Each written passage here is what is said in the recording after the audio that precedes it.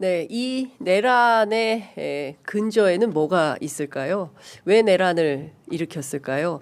아마도 명태균의 황금폰이 그 촉발제가 되진 않았을까요? 관련해서 명태균 게이트 대한민국에서 그 누구보다 열심히 취재하고 있는 기자입니다. 뉴스타파 봉지욱 기자 나오셨습니다. 어서 오십시오. 네, 안녕하세요. 네, 잘 지내고 계시죠? 네. 네. 요새 뭐 네. 잠이 잘 오더라고요. 확실히 아니 파면이 되니까. 네. 이명수 기자도 파면 전까지 굉장히 히스테리를 저한테 약간 부렸었는데 우울증 비슷한 거 있었다면서요? 본인이 뭐 내란 우울증이라고 그랬나? 네. 뭐 하여튼 그랬는데 지금 요새 잠을 좀 잘 자는 것 같습니다. 이명수 그렇군요. 기자도. 네. 예. 하여간 지금 셋이 뭐라고 부르더라? 옥수수. 예. 옥수수 브라더스. 네. 예, 옥수수 브라더스 저희가 좀 나중에 보셔서 종합해서 말씀을 좀 듣도록 하고요. 지금 사실 뉴스타파가 통째로 그냥 훅 받아간 게 있으니 그게 바로 명태균 씨의 컴퓨터입니다. 명태균 PC를 단독 입수를 했는데 이게 어떻게 입수가 된 거예요? 어떤 분이 댓글에 명태균 황금 PC 이렇게 써 놓으셨더라고요. 근데 사실은 우리가 황금폰이란 말도 버닝썬 사태 때 그렇죠? 성착취 영상들이 들어있는 그 폰을 지칭하는 거라 그렇게 뭐 적절하지는 않은데 그래도 뭐 그 상징적인 의미에서는 뭐 황금폰, 황금 PC 이거는 되는 것 같습니다. 이제 내용물이 있어야 되는 거잖아요. 네.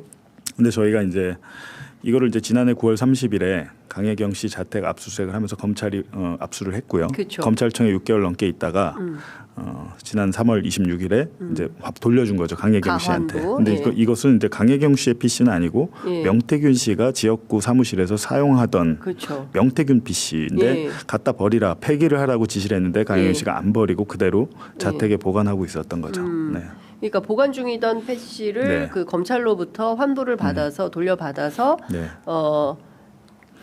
저희가 이제 뉴스타파로 그냥 저희가 이제 자체적으로 전문 업체에 맡겨서 포렌식을 다시 해본 거 왜 그러냐면 만약에 명태균 PC에서 뭐 100개가 뭐 나왔다고 치면 100개를 검찰이 다 수사 보고서를 만들거나 증거로 채택하거나 하지 않습니다. 네, 그렇죠. 누락한 게 분명히 있을 것이다라고 생각을 했고 보니까 아니나 다를까 보니까 누락한 것들이 있습니다. 많아요? 예. 근데 검찰이 다만 그 윤석열, 김건희와 명태균이 나눈 SNS 대화 280개 이제 그 수사 보고서의 근본 그 증거 그러니까 자료가 된 게 바로 이 명태균 PC거든요. 검찰이 그 부분은 잘 정리를 했더라. 근데 나머지 뭐 이준석이나 뭐 홍준표 다른 분들에 대한 것 있잖아요. 오세훈이나 이런 것들은 누락이 된 것들이 있더라. 그래서 이제 보도를 하는데 오늘 오후 5시에 저희 뉴스타파 유튜브 채널에서 라이브로 국민의힘 의원들 명태균 씨와 일단 뭐 연락했다고 죄는 아닙니다. 아닌데 이제 13명 정도 특정이 됐고요. 100몇 명, 140명인가 뭐 이러지 않았어요? 처음에 일단은 저희가 이걸 다 보지 못했습니다. 왜냐하면 명태균 PC 한 대만 가져온 게 아니고 추가로 명태균 PC 하드디스크 3개를 더 갖고 왔어요. 그러니까 총 4개입니다. 지금 뭐 봉지욱 기자가 저희들한테 전달한 자료가 있는 것 같은데요. 자료를 좀 띄워주시면서 설명을 좀 들으면 좋을 것 같아요.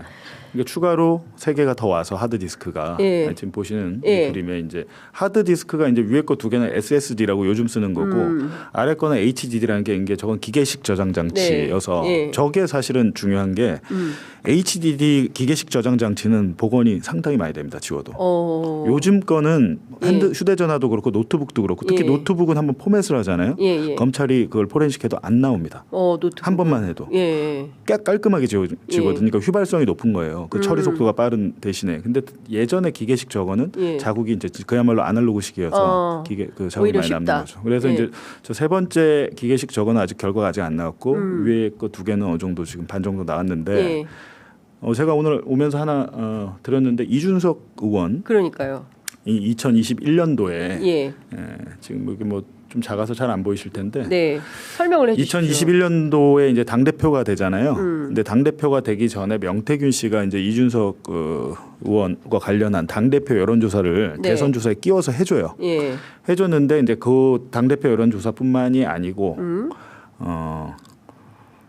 여러 가지 대선 관련 조사들을 이준석 대표가 언론에 공표되기 전에 그거는 누가 봐서는 안 되는 겁니다. 그렇죠. 근데 의뢰자만 볼 수 있어요. 의뢰자는 미리. 예를 들면 내가 머니투데이랑 할 거야. 그러면 머니투데이에 보도되기 전에는 조사한 사람 그리고 의뢰자 정도 결과 보고서를 받아봐야 되는데 저 당시에 이제 이준석 당 대표가 이제 저거를 계속 받아봤다. 한두 개가 아니고 수시로 명태균으로부터 대선 여론조사 그리고 자신의 당대표 관련 여론조사를 받아봤다는 네. 것인데 예. 받아봤다고 해서 또 죄는 되지 않거든요. 예를 들면 이준석이 지금 의뢰하지는 않았다고 얘기를 하잖아요. 예. 내가 의뢰하지 않았는데 제가 나한테 일방적으로 보내준 거야라고 주장을 할 거예요. 이거는 예. 김건희, 윤석열 다 그렇게 얘기를 할 겁니다. 근데 김건희, 윤석열 같은 경우는 그걸 보고 질문도 하잖아요. 네. 내용을 관해서 이놈들 예. 다 홍한테 가는 거 아니야? 뭐 그것도 하고 여러 가지로 그러면서 우리 남편 씨가 또 딴 데 퍼날르기도 하고 그것도 하고 우리 남편 꼭 1등 되게 네, 해주세요라고 해주세요. 얘기를 그렇죠. 하고 여러 가지 이제 그런 피드백들이 있는데 예. 저거 같은 경우는 이제 제가 보기에 예. 저걸 저희가 더 분석을 하고 취재를 해야겠습니다만 이준석 당시에 이제 당 대표는 명태균이 어떻게 여론조사를 하고 그거에 대해서 비용이 치러지지 않는다는 것을 사실 알았던 것 같아요. 예, 공짜. 예, 예. 공짜로 얘가 하고 있다는 것을 알 수밖에 없는 게 저렇게 많이 받아봤는데. 예. 의뢰자들이 사실 뭐 저때 시사경남 뭐 이렇게 마치 언론사들이 연합해서 의뢰한 것처럼 했지만 그때 당시 머니투데이나 뭐 뉴데일리나 이런 거 돈 낸 적이 없거든요. 네.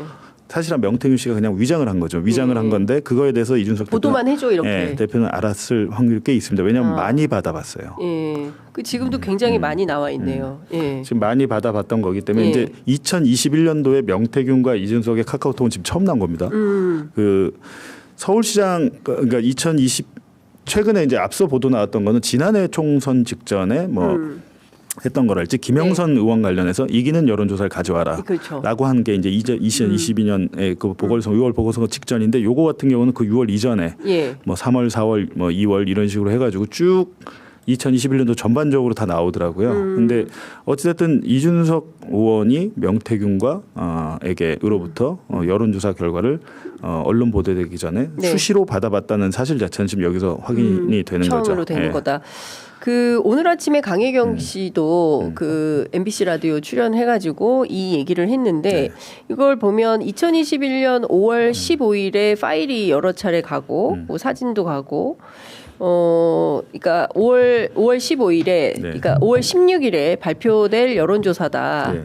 오후 7시에 공표될 여론조사입니다. 보안 유지 부탁드립니다. 네. 요게 다 이준석 씨한테 간 게 이 명태균과 주로 주고받은 카카오톡 메시지인 건가요? 아까 네. 전에 카톡 메시지 좀 지금 다시 한번 띄워주시겠어요? 예, 카톡 메시지 예. 엑셀 파일 말고 그러니까 포렌식을 하면 이제 업체에서 주로 저렇게 엑셀 파일 같은 걸 쓰는데 요거는 예. 이제 카톡 메시지인데 예.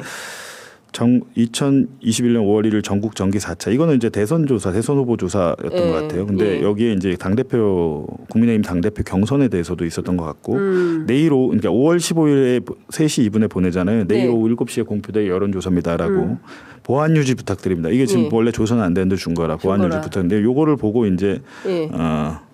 이준석 당시 대표가 후보자가 유튜브를 하다가 예.